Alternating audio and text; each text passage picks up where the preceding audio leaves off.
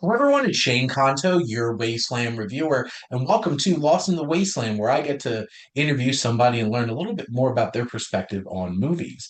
And joining me this week is Rose from the Fiction Fixation Podcast. Rose, thank you so much for coming on. Yeah, well, thanks for having me. Absolutely. And before we jump into the questions, if there's anything you'd like to shamelessly plug for everybody listening and watching here on YouTube, just let me know. Let the viewers know. Maybe talk a little bit about your podcast. Yeah, listen, zero shame, okay? Mhm. Fiction Fixation Podcast is my best friend and I, Courtney. We go on and we recap movies and we have a blast. We're pretty witty. We think we're funny. We crack ourselves up. We just have a blast. Every once in a while, we say something very insightful. But I think the best part of it is that we're both writers, and so we are essentially retelling these movies or these books in a concise way. So it's like you don't have to, if you haven't seen the movie, it's almost as if you have, and if you have seen the movie, you still enjoy it a lot. Absolutely. I've listened to an episode or two so far, and I've been Oh, checking out your cool. TikToks and like think it's fun. So I think you're funny and Thanks. witty. So I can Thank you. reinforce that. So and we certainly do love shameless plugs here. So obviously go check out the podcast for those who are listening.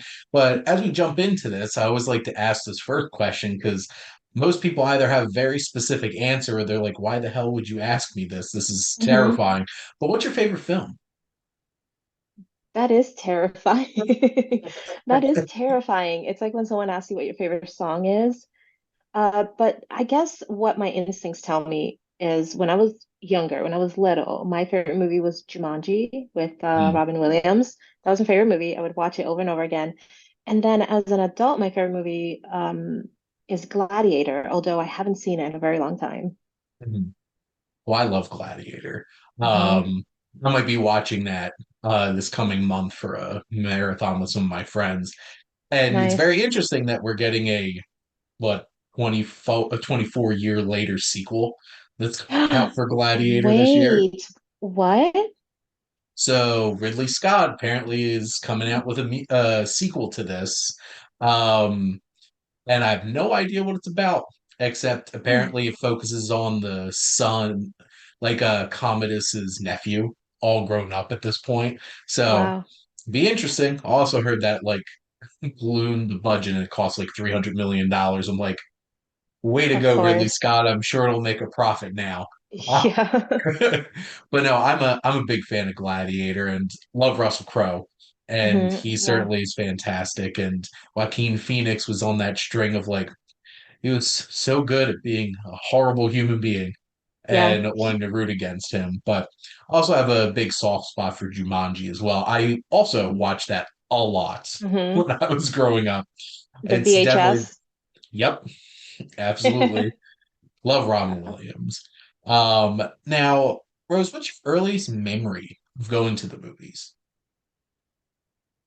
So, the the furthest back I can go is when I was 8 years old. We went to go see Lion King, and that might actually be the first movie I saw in theaters because we didn't have a lot of money. So, like, going to Mhm. the movies was a Fair. big deal, you know? Mhm. It was like hide homemade popcorn in your backpack kind of thing. But yeah, it was very impressive seeing that in the movie theaters.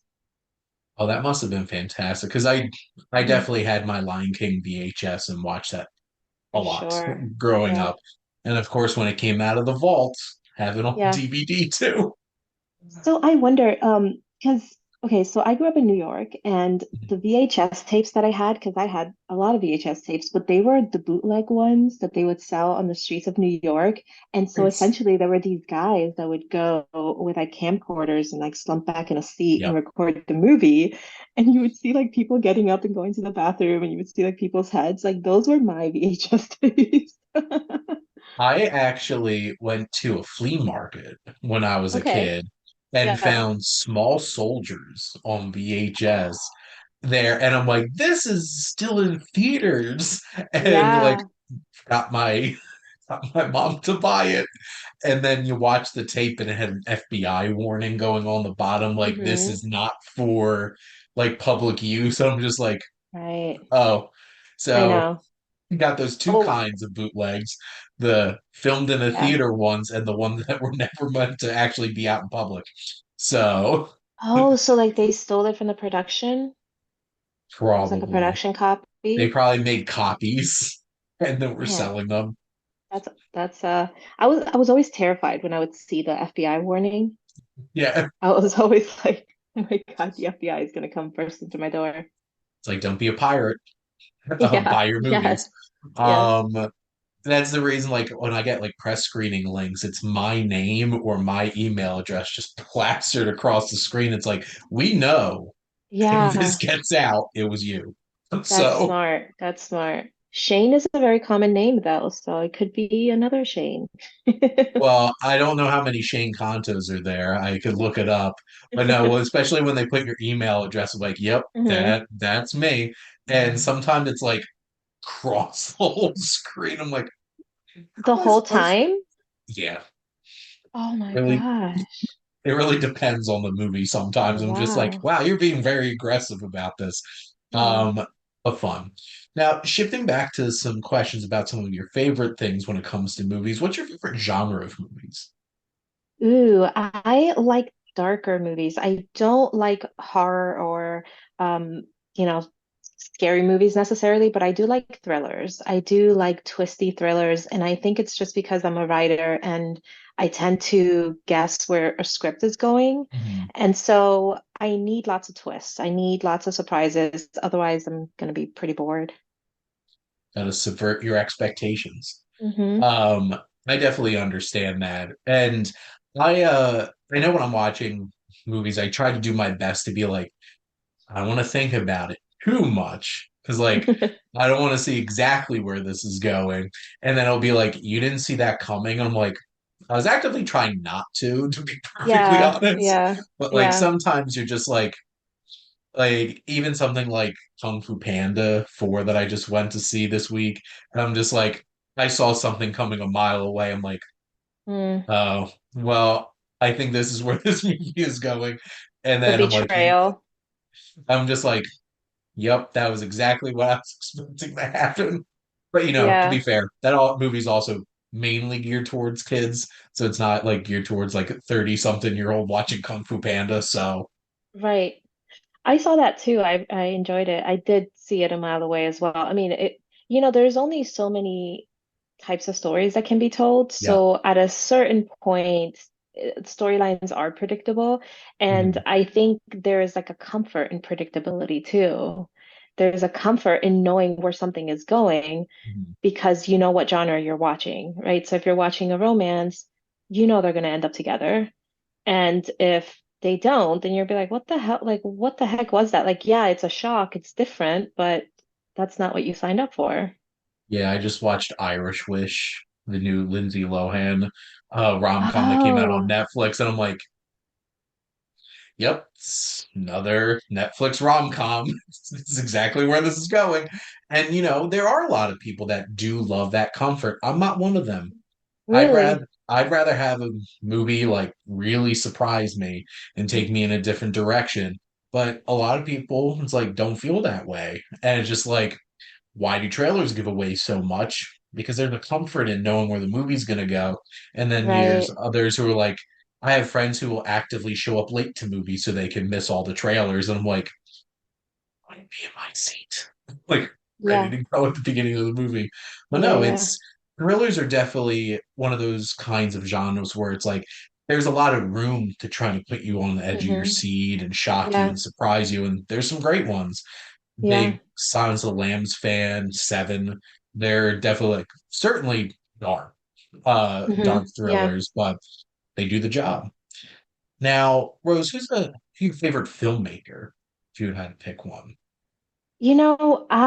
I'd have to say James Cameron because I was such a Okay. huge fan of Titanic and Mhm. Avatar, and I feel like he takes his time with his stories. You could see he's not being He pushed certainly around. You could does. see you could see his vision is getting executed exactly the way he wants it to be. And there's something admirable about like how much control he has in terms of like Hmm. him creating his films. And basically after Piranhas, uh, his first movie ever since like the Terminator. It's like it's all been on his terms, Yeah. and he's made some of the greatest films ever created, Yeah. especially in like science fiction. I'm a Hmm. huge sci-fi fan, so like hard not to love, Terminator, Right. Aliens, Terminator 2. And then I like Avatar just from the sheer scale of it and the technology and like James Cameron's like an actual special effects person. Like he invents Yeah. things to make his Right. movies and it's really impressive. It's like you didn't need to Yeah. go so hard with Titanic, but you did. That's why it made Right. so much money. That's so true. He's a pioneer. Like he didn't have to go out there and actually find the literal Titanic. Like James, like chill. Like you A didn't bit have to much. invent like specific kinds of submarines and like searching the ocean yourself, but he did. Right. And it Yeah. all goes into the process. Right. So would I personally like to see him branch out and maybe, I personally love to see him come back to Terminator. But to be Hmm. frank, I think he's only going to be making Avatar movies until he stops making Right. movies. So Yeah. Bread and I butter. I feel like that's where he's reached at this point. Hmm. So I I was particularly blown away by The Way of Water. So I it know that was was really good. It was beautiful. It was surprising that it was able to kind of match expectations or exceed them, considering I think mhm, everyone was expecting to like not be impressed because the first Avatar was impressive because the technology was unseen. yeah, And this time around, it was like, okay, what do you got for us now? And he just blew us away with the story and just expanding the world. It was really absolutely. beautiful. I have not been so wrong about a movie in a long time when it comes to Avatar: The Way of Water because I legitimately thought it's been too long since the last Right. one came out. I'm like, I'm gonna care about this. And then it became one of the highest grossing films of all time worldwide. I'm just like, well, I'm wrong. I was 100% incorrect about this. No, I was with you. I didn't expect people to care that much, but the Mhm. actors just slipped right in as if no Mhm. time passed. And yeah, it was really good. I do want to add though, Greta Gerwig, Yeah. she is becoming one of my favorite directors too. She did Little Women and Barbie, and um, yeah, I really like her as well. Yeah, She also has like a very specific vision and mhm. fights for it as well. I love Lady Bird. That's Hmm. probably one of my favorite coming of age stories on film. And I'm a huge Saoirse Ronan fan, so Hmm. like I Yeah, absolutely love it. And then Little she's Women, of awesome. course. And then there's not many people that could have made Barbie. Like Yes. the Yes. only reason I had any hope for them making a live action Barbie movie was the fact that like Greta Gerwig was directing it. Her and Hmm. Noah Baumbach were writing it. I'm like, this is potentially interesting. And then what we got Right. was not what I expected. And it was great Yeah. in that kind of way. So I think people don't realize that there's so much politics that goes into making a movie that a lot of times you could have a really good director and a really great script and really great actors, but then the production company comes in and says, we want to put this actor in there because we have a contract with them, we owe them this many movies, whatever it is. And or like we don't like this part of the script. Can you put like more politically correct stuff in it or take this stuff out? And then before you know it, the movie doesn't resemble the original script anymore. Everyone's yeah. lost. No one knows what they're making. And that's why a lot of the times movies don't make sense in the end. And I want to take this a minute to talk about Madam Web because I think a lot of that happened in Madam Web. I think A Madam Web lot of was, that happened. yes, I think it was ripped apart in like editing and reshoots because of whoever the powers that be were up top that were like, oh, let's add this, or let's take this out, or let's make this. And it just made it into like this weird collage of pictures that looks really pretty and was very entertaining, but made no sense. I wouldn't 100% agree with it looking great or fun, but I definitely Yeah, get what you yeah, mean. yeah, yeah, Because like yeah. I hated almost every single second of the experience watching that movie, and it reeked of wow. some like 50 million sets of hands just shoved Hmm. in, tearing this whole Yeah. entire thing apart. Because Yes. it was supposed to be a completely different movie. It was supposed to Yes. be like a Terminator style, like somebody's trying to kill Peter Parker as a baby, which would make Oh, sense why they right. kept alluding to Peter Parker as a Hmm. baby in the movie, because the final movie made absolutely no sense on why that was all shoehorned in there. But I'm just like, you're bad when John Mulaney goes out of his way to make a joke about your screenplay at the Oscars. Uh, Right. 'cause- yeah. So, big example of no, that definitely was not the filmmaker's vision that got put into Hmm. play. And it was 100% worse off because for Yeah. some reason Sony can't just help themselves and keep want Oh to God. mess around with Spider-Man projects. Well, yeah, and you can imagine there's so many big egos involved with like movie executives, and then it's not their name on the movie. So they're not the ones who are ultimately embarrassed when it's a big disaster like Madam Web. The director gets, crapped on and the actors get crapped on, everybody else who's forward facing. But all of the dudes that were sitting at the conference room table, kind of calling the shots at the end, they get off scot-free, TikTok, find them.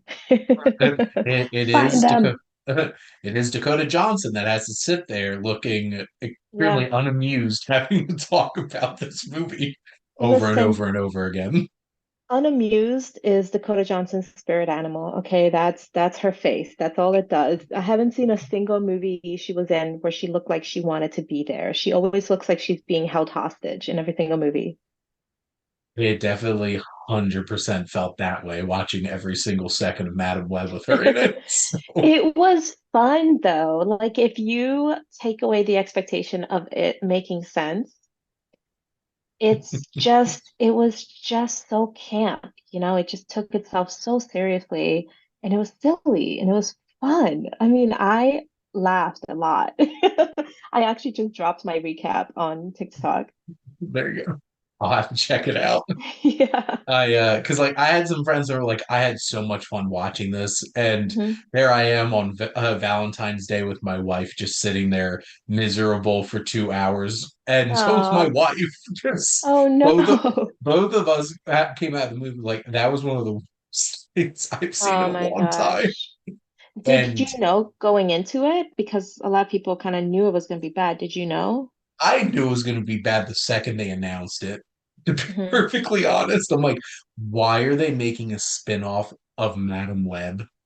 Hmm. Because like I grew up watching like the 90s Spider-Man cartoon, and I just envisioned old woman who can like travel through dimensions and time, Madam Web.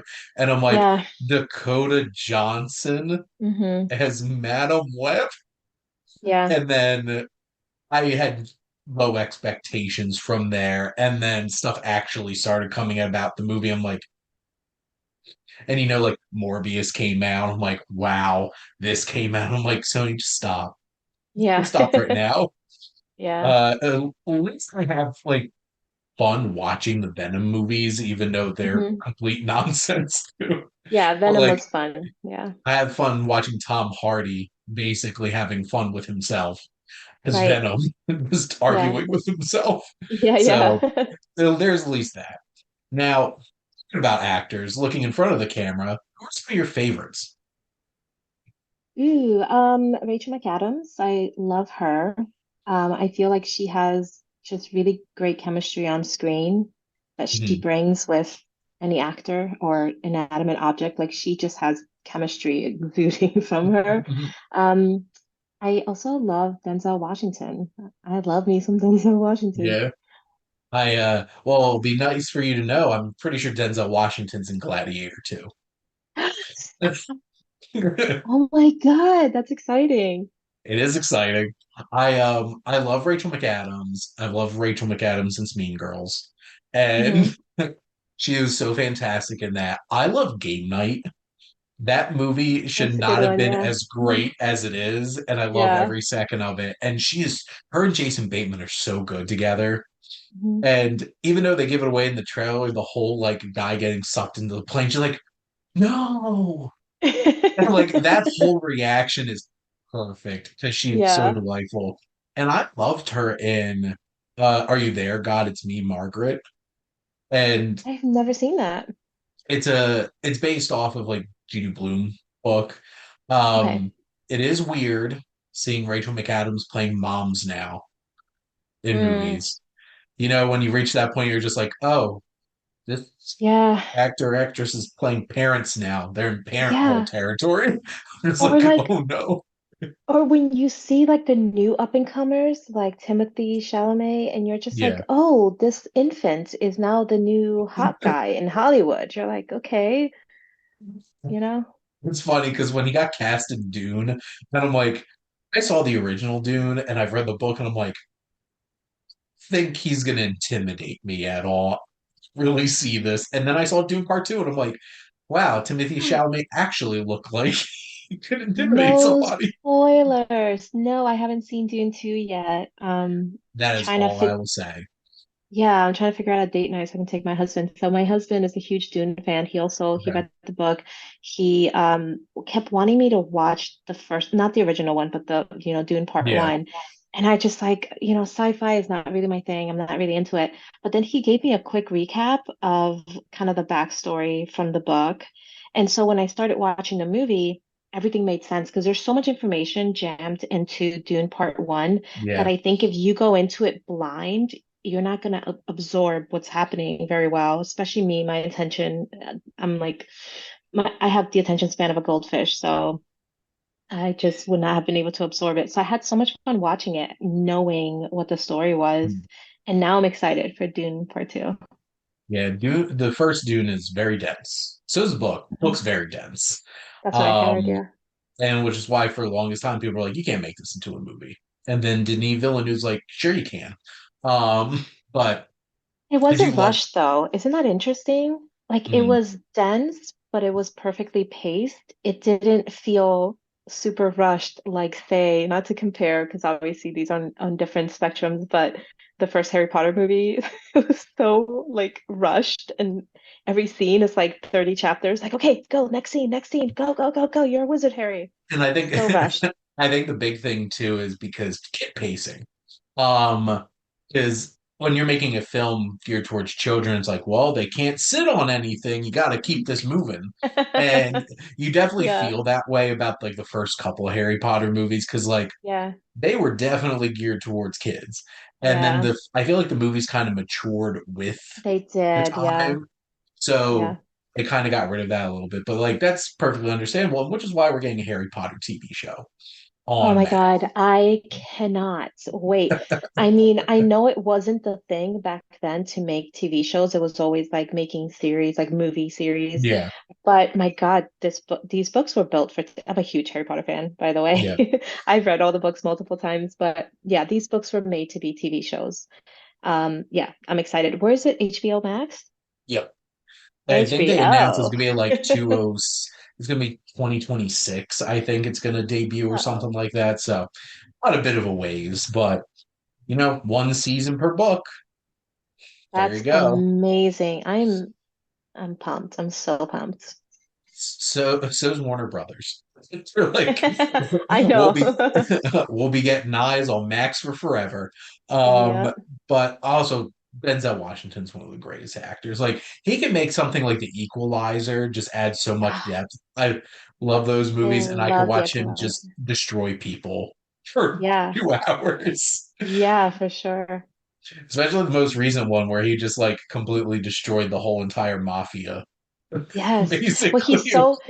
he's so calm too, I just feel so safe as he's like murdering people. I'm like, this is so cozy. Oh, now, Rose, what's a film that you could literally watch like every day? You love it that much. So the thing about me is that I am not one to rewatch movies even if I love them Hmm. because I get bored when I know what to expect. I honestly can't wrap my head around like earnestly rewatching a movie when you already know what happens. I do that with TV shows though, because obviously there's a lot more information in a TV show. It goes over obviously more hours. The story spans over several hours and over a season. But if there's a movie that I could just play in the background, it would be the Harry Potter movies. I could have those playing in the background. And everybody knows that for all Harry Potter fans, which is why they're like, it's a Harry Potter weekend.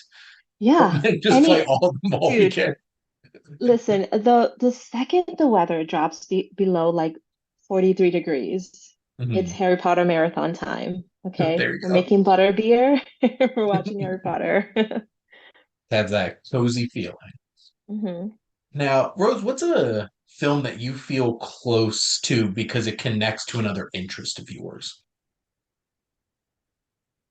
I don't know any specific film, but I think just film in general because I'm a writer, and so I really connect to storytelling, and I just love a good story. I love when a script really just takes you on a roller coaster journey. I pay a lot of attention to the structure of the plot and how it makes, kind of the emotional journey that it takes you on. And actually, one just popped in my head. It was the God, was it Sing 2? What was the last thing that came out? Sing Sing, 2. Yeah. dude, Sing 2. I haven't written in a couple years. I kind of had writer's block, whatever. Mhm. I left Sing 2 and I felt so inspired to write because the movie, I don't know if you remember, did you Mhm. watch it?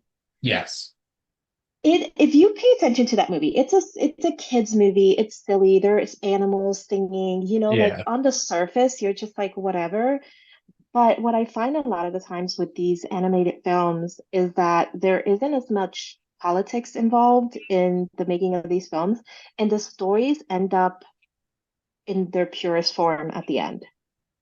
And so a lot of these animated films, they have really great stories Mhm. in a way that some of like the, live action movies can't touch anymore because they're trying to do a thousand things at once.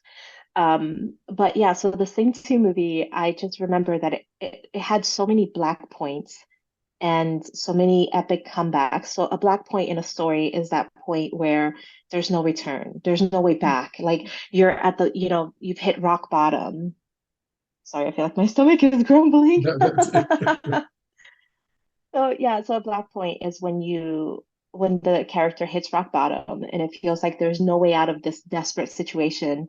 And so in order for the movie to be satisfying, you need the black point before, the hero figures out what to do. Otherwise it's empty, right? Like if the hero always knows what to do and things always get figured out, there's no payoff emotionally. It's boring. It's And boring, yeah. which was the issue with Madam Web because Madam Web is about her seeing the future and having these visions. And so anytime we saw something terrible happening, we're like, it's a vision. We know it's a vision. And so there's no emotional payoff. There was no real moment where we felt like all hope was lost. She didn't know what to do. Absolutely. And I love it. Like, I even love and sing just in general, like Matthew McConaughey's characters, like, Mhm. all you could do is go up. And that's Yeah, exactly to that point is he's that yeah, eternal optimist that he's going to find a way. yeah, And a lot of those characters deal with a lot of moments. And I don't think those movies get enough credit, honestly. Obviously, a lot of people want to go see them because they made quite a yeah, bit of money. yeah. They're Illumination sure knows how to. popular. Yes. They're popular, but I think they're not, animated movies aren't really appreciated for their writing because Mhm. anything that's um, meant primarily to be fun is seen as like frivolous and unimportant. And so people just dismiss it. People think that in order for something to be significant, it has to be like dark and twisty. But there's Yeah, there's a lot of heart in Sing too.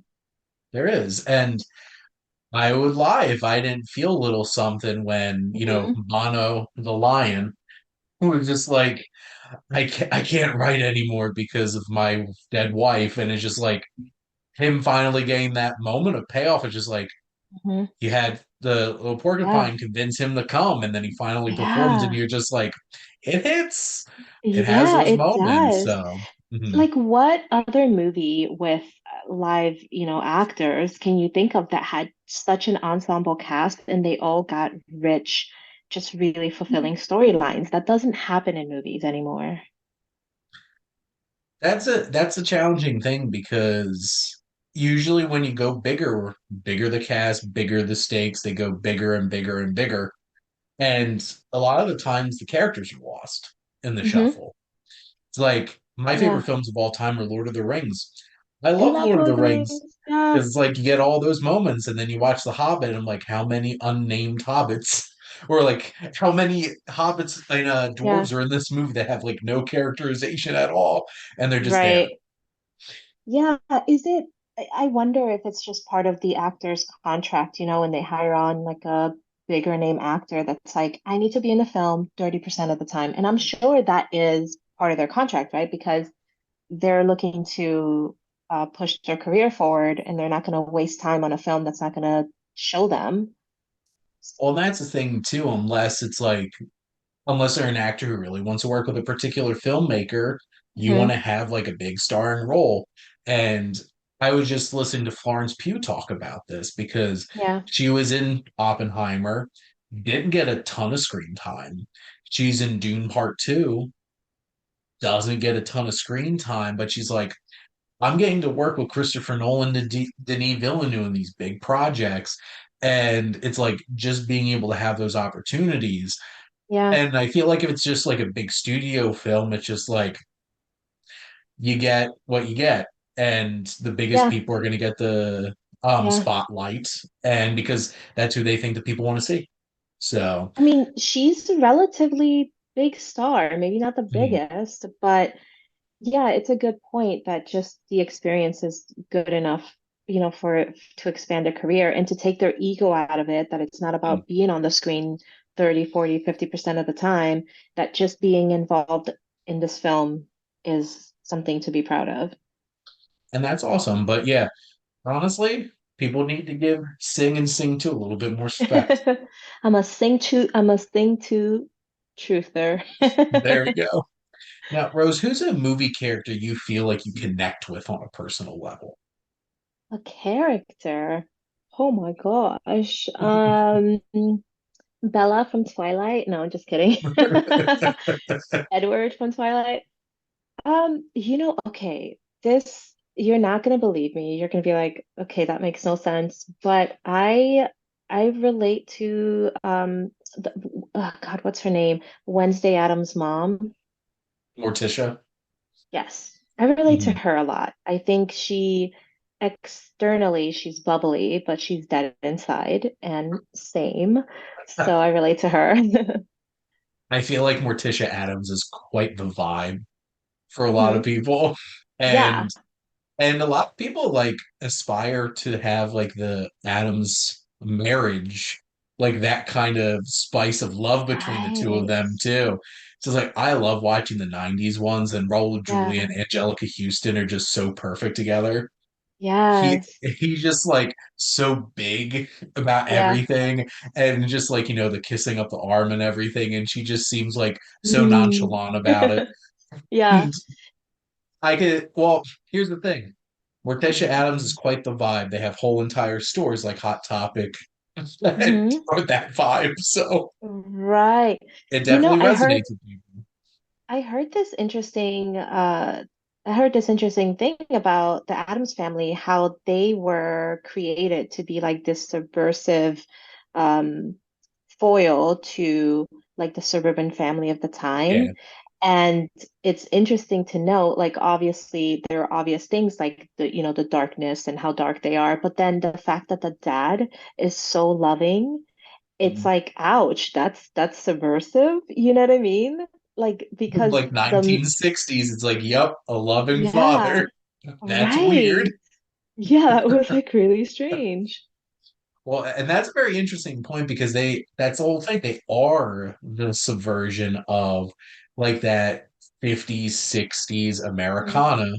You know, they were goth well before goth became Yeah, a thing again. right, yeah. Um, and just that, you know what, that is really sad. That's really hitting me at this point. I And like know, right? Like, it's just like, listen. wow. It's These are the like, people that raised the boomers, like these absent like emotionally absent fathers. That's the hard thing, right? mhm. Because I think anyone who's like, oh, I didn't have a dad, it's like, oh, that must really suck, but someone who's like, yeah, my dad was around and provided for my family and we went on vacations, but like he was emotionally not there. That's Mm. kind of worse in some ways, I would imagine. I don't know. Absentee fathers. I think there's definitely generations of that in my family. So Mhm. definitely get that. Yeah. Um, Now, what's a film that you love that you feel like would surprise people? Oh, I mean, we were talking about it early. We were talking about it earlier, The Equalizer. Mm, So I think anyone that knows me knows that I'm not into like bloody movies, and my mm, husband watches like all these movies like John Wick and all this stuff, mm. and he, loves like the bloody takedowns, and I'm not into that. That doesn't appeal Yeah. to me. But The Equalizer is so good because it's not just action, it's psychological and Mm. it's so intense. And I love Denzel Washington. I wish he was my dad. Throw Denzel into anything will make it Right. even better. So, He is and just cool, man. Like Denzel mm, Washington is just cool. Like even now, like he's up there in age, but man, he's a cool dude. he is a cool dude. I'm definitely the husband that watches all the John Wick and Mission Impossible Hmm. and all those kinds of films. I grew up on action movies. My mom loves action movies, so she would show me them all the time. Did I watch Yeah. a lot of action movies way too young? Probably. But it's okay. Yeah. I turned out Yeah. fine. Like even like just my mom loves the Equalizer as well. Yeah. And like Denzel Washington's just so great. And that character is so calculating and smart and Yes. really, really like he'll systematically just play with you because he Hmm. can, and then Yeah. he'll get you. Yeah. And there's nothing you can do about it. So Yeah, but I feel like it's just the classic like F around and find out, because yeah. most of the movie he's minding his business. Okay, he's minding his business, and it's not until someone F's around that they find out. Hey, So, he just wanted to, start a new life in that small yeah, Italian village. yeah, And the mafia had to show up. I saw people complain that it's like there was no tension. Like they didn't even fight back. I'm like, it's not what I came here for. right, I yeah, came to this movie to watch Denzel Washington absolutely destroy single-handedly the whole entire yeah, mafia. And he did. And yeah, I also enjoyed him hanging out in a small town and getting to know everybody. So I'm like, worked for me. So yeah, yeah, yeah. now my last question for you, Rose, Mhm. is what do you love most about movies? Ooh, what I love most about these is their ability to represent experiences that we couldn't Mm, otherwise have. So I feel like when you stop and think about it, there's so much of our knowledge of the world that comes from movies. yep. And storytelling is really like as not to get like super deep, but storytelling is really our greatest gift Mhm. as humanity, as humans. And I read this book. It was a book on writing stories.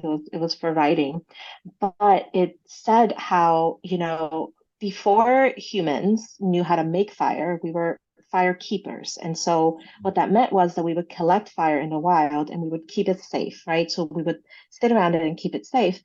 And to pass the time, we would tell stories about what happened. So, Joe the caveman went out there and fought a saber-toothed tiger.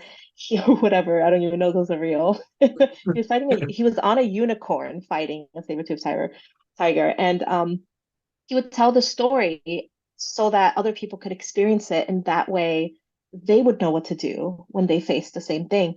And so when you think about it, it's like, how do we know what to do in most situations we haven't been in is because we saw them in film, you know? Well, and it's interesting too because you experience different places and people that Mm-hmm. you've never been able to experience yourself. Sometimes that's for better, sometimes that's for Right. worse. Sometimes it Yeah. spreads the wrong things about I mean, certain there's people. there's a lot of responsibility in film, right? And Yes. that's why representation is so important. Like when I was growing up, there were no main character brown girls on screen, Mhm. and now I know times have changed, but I am still in awe every time I see a person of color like leading a film. And it's like, okay, it's 2024. It's not weird anymore, but to me it is because I was a little girl that grew up like it was just beautiful white people on screen. Yeah. And listen, representing the average looking person is also important, which is something that wasn't done when I was growing up. Everyone on TV and in movies was gorgeous. Okay. I don't care if it was the mailman, the babysitter, you know what I mean? Like everyone was Yeah. gorgeous in movies. And now they're starting to, not starting to, but over the past several decades, they've been casting more average looking people. And that's so important because we need to know what people actually look like, you know? An interesting point too, because well, first off, in terms of representation, like I remember growing up, it's like when did I see Italian people in movies? Hmm. Yeah. When I watched The The Godfather, mafia. The mafia. or I watched Goodfellas, or The Right. Sopranos, and I'm just Right. like, hmm. Yeah. Mafia. And like, Francis Ford Coppola really did capture what it's like to be an Italian American, just one that everybody happened to be in the mob. Right. Um, Right. but Yeah. even something like a small film that came out last year, Somewhere in Queens, Ray Romano Hmm. starred and directed this movie, and I'm like, it felt nice just watching a bunch of Italian people just being Italian for once. Yeah. Um, Not having to be in the mafia. Yeah. or Jersey Shore. Right. That was not a good time to Yeah. be Yeah. Yeah. an Italian American from New Jersey was not a fun That's time so funny. watching that. But that point that you bring up too is I remember like sitcoms in the 90s. It's like Hmm. there was only like, well, I feel like Seinfeld was the odd one out because like Yeah. nobody in the like at least the at least I would say the three main male characters in Seinfeld are not the most traditionally attractive men, Right. honestly. Yeah. And a lot of sitcoms in the 90s were schlubby husband and then drop Hmm. dead gorgeous wife. I'm like, Yeah. Yeah. how did Yeah. you Yeah. do Yeah. this? And it's just Yeah. like it's that kind of thing. And like TV Those. definitely, it's just like what was Friends? Yeah. Six very attractive, somehow never worried about money, white people from New York Right. City. And like that was Yeah. the biggest show in like whole entire decade. So Yeah. it's nice seeing things shifting and being able to see because like being able to see new stories from new Mhm. perspectives is Yeah. interesting. It And is. even from like even if you take it from like the most cynical basic of like, I just want an Mhm. interesting, different kind of story. Like Right. taking it from that standpoint too, even if you take it from that, it's just like it's interesting seeing other kinds of stories that you haven't seen Right. before. It's one of the Yeah. reasons why I love international film. It's like Yeah. I can watch all kinds of Japanese films about all kinds of different kinds of things. It's just like it's a very different experience than I've had. Yeah. And, at that point of like hopefully getting past that, it's not just like trauma experience movies, because that's Mm. also a problem because a lot of the times like, sure, it's a different perspective on trauma, like historical Yeah. trauma. It's Yeah. like how many more projects can you talk about slavery Yeah. and like stuff like that, but being able to get those different kinds of voices is important. So Yeah. hopefully it keeps shifting It's well, it's also exciting to see representation that isn't contrived because I think for a while Hollywood was like, oh, we should get, brown people in here, or black people in here, or whatever. But it was always contrived and it was always highlighted. So it was like their love is defying, norms because she's black and he's white. Like it was always just highlighted, or like now. this character's gay and it's, like that's so hard. Life is so hard. And I just love seeing characters who are diverse and just existing in normal spaces and not having to have this like tortured existence for Yeah, being, you know what I mean? For not being absolutely. white. And looking at you, Disney, and Yes. all your cynical representation. Why is Disney doing it for money? It's just Yeah, like, they do a good job though, I have to say, and especially because they're targeting kids, well, So I like, think some projects, like one in particular, uh for Soul. I think Soul Soul was is great. fantastic. It was so good. And like Kemp Powers like really brought something special to that film. And that felt so authentic. And turns into a cat and stuff like that. But like, Yeah. that kind of running theme, but like you really get that kind of like black experience of going to the barber Yeah. shop. I watched the Yeah. whole what that was that documentary on Disney Plus where like they actually like talked to the different filmmakers and he specifically fought to Oh, have that scene in it. Because he's yeah. like, a black That man's was not gonna show up beautiful. to a big audition without, Yeah, making without sure getting a his hair fresh looking cut. good. Yeah, Yeah. yeah. And it's just like that's part of the experience. And then you have something like Lightyear. It's like we have a gay kiss in it.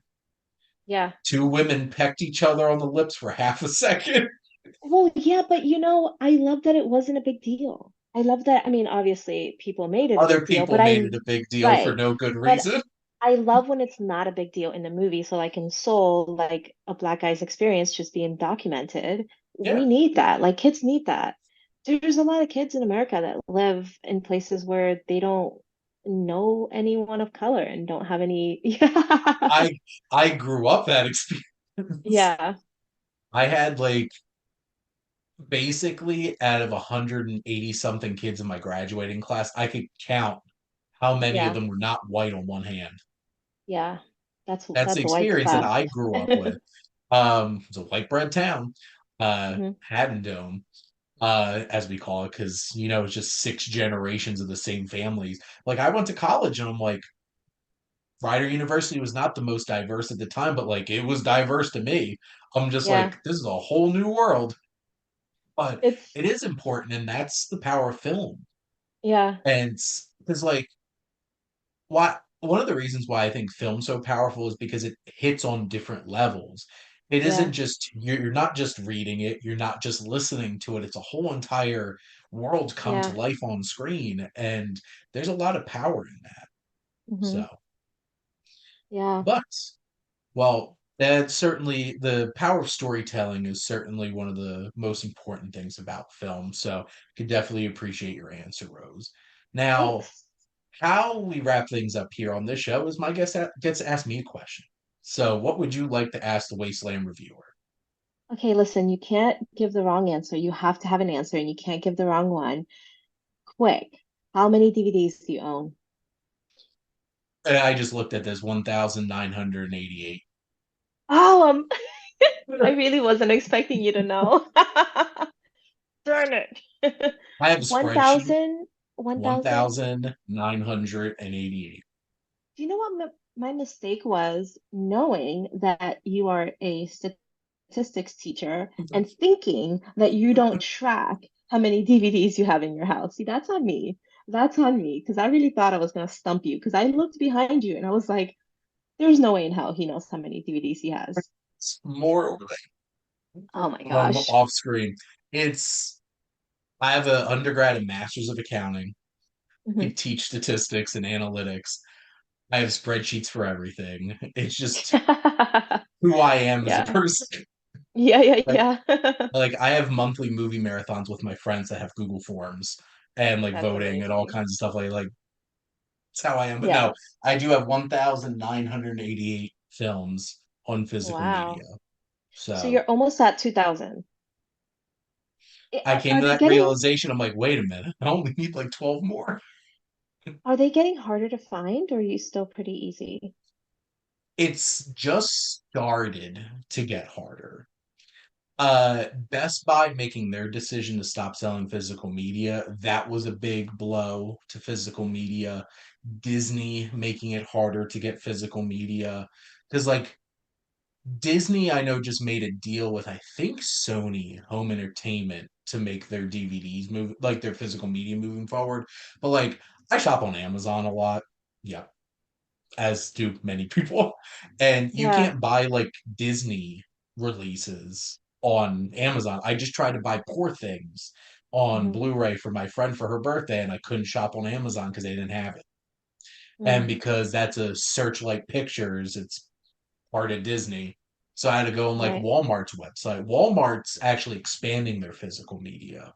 Yes, I was gonna say, I feel like I've seen like giant containers of DVDs at Walmart for really Oh, cheap. the those $5 bins of just like Yes. I have spent many a time digging Yeah, through digging. trying to find like, is there anything different? Like I feel like I'm trying to find fossils, like digging to like different Yeah, layers of this, just trying to find stuff in archaeologist. there.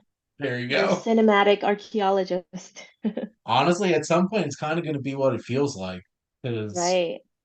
I mean, at some point they're gonna be worth a lot of money, I imagine, or do you think they're just not that rare?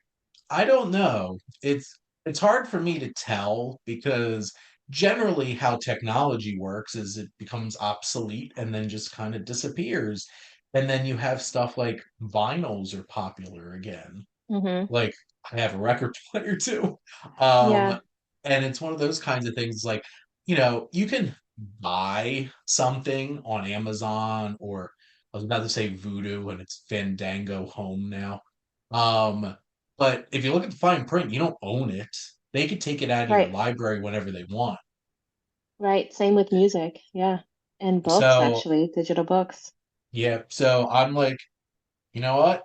I'm gonna have these and if something breaks or something or it doesn't work anymore, I'm do my best to replace it if I really care about that film that much. But like it's a different kind of experience now and it's a new norm. So, and like we were talking before we started recording, like this had like I know people who are collectors, Hmm. like physical media collectors. I don't consider myself a collector. I just buy movies that I want to watch again. So like Yeah. this is just 22 years of accumulating things. So, and How many do you get a year, do you think? the past couple years a lot less. Hmm. Um, I've become very picky about like it needs to be under $10 for me to like pay for it, unless it's like not gonna lie, I bought Oppenheimer on 4K the second it came out. Or Hmm. like I bought like Blade Runner 2049 on Steelbook the day it came out. Um, there's certain films where I'm like, I want to get this like now, but I'm patient enough to just wait. I keep an Amazon wish list to keep track of everything, and once it Hmm. gets to that point. But no, I don't buy as much. I did a lot post college because it was the combination of like I knew there's a in Princeton, New Jersey, there's the Princeton Record Exchange, and they sell a lot of used movies. I bought a lot of these movies used, um, and they were like under $5. So, and they're slowly not selling as many anymore. But post college, I had a full time job. I'm like, I have money now. I have discretionary income, and I'm gonna buy a bunch of movies. And now it's just like, you know, the more room they take up is the challenge too. Yeah. So I try to be Yeah. a little bit pickier with it, but I will usually buy when Criterion has like sales because I can't resist getting a bunch of classic films on Criterion Collection because like sometimes they have really, really awesome special features and sometimes they even have short films and other Hmm. older films from like the filmmakers and stuff like that. So that's pretty cool. But yeah, the long story around to your question was I have 1,988 movies. Woo. Well, it's a cool collection. Well, thank you. And also thank you, Rose, so much for coming on and chatting movies with me. Thank you for having me. And thank all of you out there for always tuning in and supporting your Wasteland Reviewer.